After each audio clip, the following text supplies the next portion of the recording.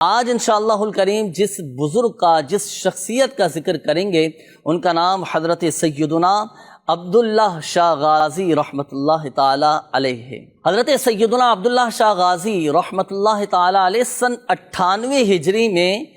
مدینہ منورہ میں پیدا ہوئے۔ آپ رحمۃ اللہ تعالی علیہ کی کنیت ابو محمد اور لقب الاشتر ہے۔ آپ رحمۃ اللہ تعالی علیہ حسنی حسینی سید ہیں، اور حضرت سیدنا عبداللہ شاہ غازی رحمۃ اللہ تعالی علیہ کا سلسلہ نسب یہ 5ویں پشت میں جا کر حضرت سیدنا علی المرتضیٰ شیر خدا کرم اللہ تعالی وجہہ الکریم سے ملتا ہے۔ حضرت سیدنا عبداللہ شاہ غازی بابا رحمۃ اللہ تعالی علیہ سندھ میں داخل ہونے والے پہلے سادات بزرگ اور مبلغ تھے۔ آپ رحمۃ اللہ تعالی علیہ نے 12 سال تک اسلام کی تبلیغ کی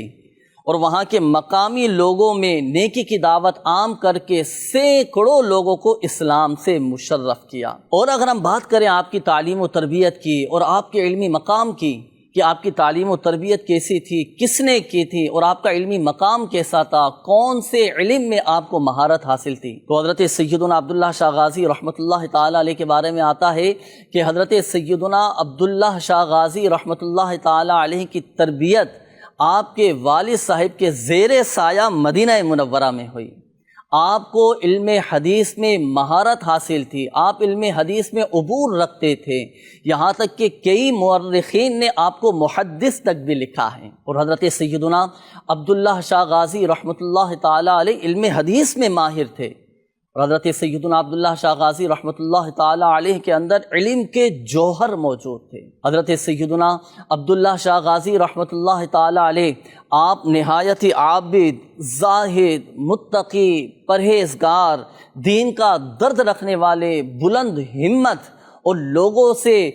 انتہائی شفیق اور مہربانی کرنے والے تھے۔ حضرت سیدنا عبداللہ شاہ غازی رحمۃ اللہ تعالی علیہ کے مختلف القابات ملتے ہیں، ان میں سے ایک لقب آپ کا غازی بھی ہے، آپ کو غازی کہا جاتا ہے۔ آپ کو غازی کہنے کی وجہ کیا ہے؟ حضرت سیدنا عبداللہ شاہ غازی رحمۃ اللہ تعالی علیہ کی زندگی کا اکثر وقت یہ دین کی تبلیغ اور اسلام کی سربلندی کے لیے گزرا، اسی وجہ سے آپ کا ایک لقب غازی بھی ہے، اسی وجہ سے آپ کو غازی کہا جاتا ہے۔ آپ رحمۃ اللہ تعالی علیہ سن 760 عیسوی میں 400 افراد کے قافلے پر مشتمل لوگوں کے ساتھ سندھ میں داخل ہوئے، اور یہاں کے لوگوں کو اسلام کی دعوت دے کر، نیکی کی دعوت دے کر، دین کی تبلیغ کر کے یہاں کے لوگوں کو کفر و شرک کی ناپاکیوں سے نکال کر اسلام کی روشن تعلیمات سے آگاہ کیا، اور اللہ تبارک و تعالیٰ کی وحدانیت اور رسول اللہ صلی اللہ تعالی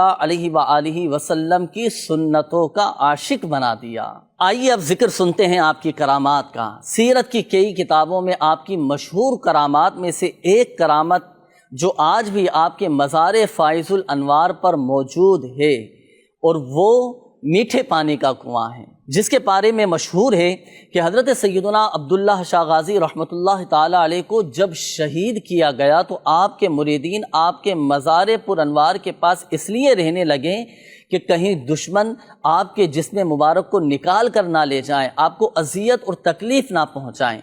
حضرت سیدنا عبداللہ شاہ غازی رحمۃ اللہ تعالی علیہ کا مزار پر انوار چونکہ بلندی پر تھا، اونچائی پر تھا، اس لیے آپ کے مریدین کو پانی پہنچانے میں، پانی لے کر جانے میں کافی مشکلات کا سامنا تھا۔ تو حضرت سیدنا عبداللہ شاہ غازی رحمۃ اللہ تعالی علیہ کے مریدین نے آپ کے وسیلے سے، آپ کے توسل سے بڑی ہی عاجزی کے ساتھ، بڑی انکساری کے ساتھ اللہ پاک کی بارگاہ میں دعا کی۔ حضرت سیدنا عبداللہ شاہ غازی رحمۃ اللہ تعالی علیہ اپنے ایک مرید کے خواب میں تشریف لا کر آپ نے ان کی دعا کی قبولیت کی خوشخبری سنا دی کہ اللہ تعالیٰ نے آپ کی دعا قبول فرما لی ہے۔ اور ہوا پھر کچھ ایسا کہ آپ کے مزار پر انوار کے پاؤں کی جانب سے ایک میٹھے پانی کا کنواں جاری ہو گیا، اور آج بھی الحمدللہ عز و جل اس میٹھے پانی کے کنویں سے